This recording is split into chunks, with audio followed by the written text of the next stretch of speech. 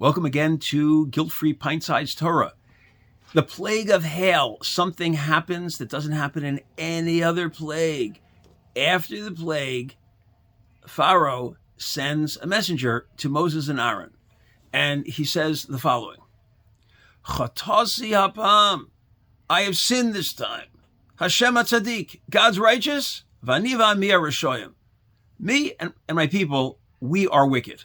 Now, he doesn't say this at any other time. All of a sudden, he seems to be taking responsibility. He says, I'm wicked, my people are wicked, and God is righteous. What's going on here? Why doesn't he say that in any other plague?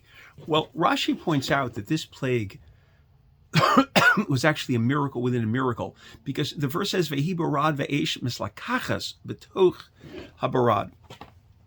That means fire was inside the hail. So you had two elements which in nature normally work against each other, ice and fire, and they worked together in order to produce this incredible plague. Pharaoh saw an outright miracle. How is this happening? He's seen a lot of miracles, but this is a miracle within a miracle. First of all, there was so much hail that had never been seen before in Egypt, but also within each piece was a little bit of fire and a little bit of ice. Pharaoh saw that. He said, that's it. This God must be right, and we are wrong. It's the way of wicked people not to see the truth, even when it's right in front of them. I mean, he did see the Nile turn to blood. He did see other plagues. He did see nature being changed, and yet he can't change. It took a miracle within a miracle, fire and ice together, to get him to change, because wicked people don't like to see anything else other than that narrow path that they're leading. You see right now, by the way, in the Middle East, the people do not want to see the truth that Gaza was given back in 2005. It's a free country. They could do whatever they wanted. They chose to elect Hamas and to shoot missiles and all other kinds of history, both long before the 2005 giveaway. So if you want to see the truth, it's there. But wicked people never want to see the truth. They just want to go forth in their own agenda. We're Jews. We're different. We have to see things. We don't have to see miracles within miracles. We don't even have to see outright miracles. We just have to know that there's God in the world, because how else could we still be here? The Egyptians wanted to kill us. The Persians wanted to kill us. The Babylonians wanted to kill us. The Greeks wanted to kill us. The Romans tried to kill us. The medieval church did their best to get rid of us. The Russians under communism, the czars, Nazis. It's just remarkable. What Jews have been through, and we're still around. So that's miraculous.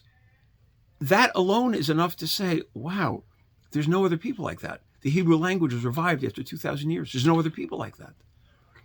So find in our lives, we're Jewish. This is the time to identify as Jews and say, yeah, I'm not embarrassed.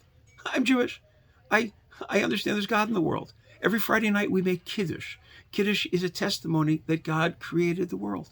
That's it. And we shouldn't be embarrassed of these things. This is a time to embrace who we are as Jews.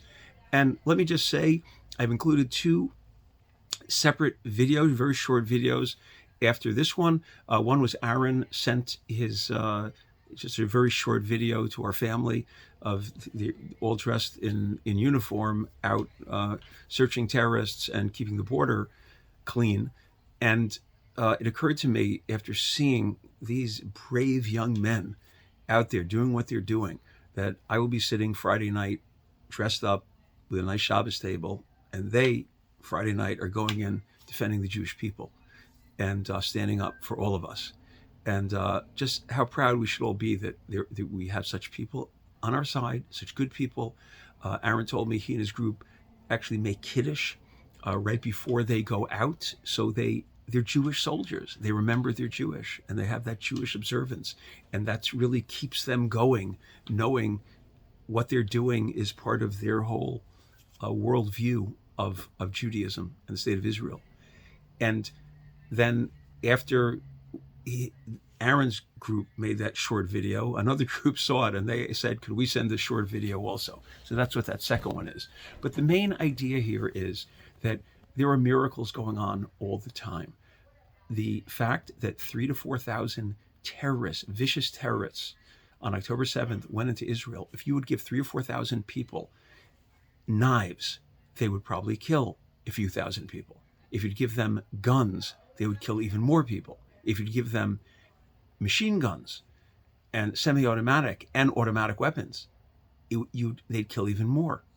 They had that all. They had machine guns. They had pistols. They had knives. They had everything in an innocent population who couldn't defend themselves.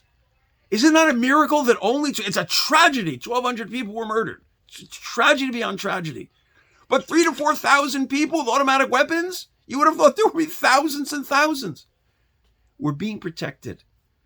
We got back a state of Israel after 2,000 years. God is still with the Jewish people. Now is the time to tune into these kind of ideas, not to be embarrassed about being Jewish, not be embarrassed of what it is. It's the time to learn a bit more, understand a bit more, and be proud of who we are, what we've given to the world, and how important it is that we continue to give this great stuff to the world. Have a good Shabbos.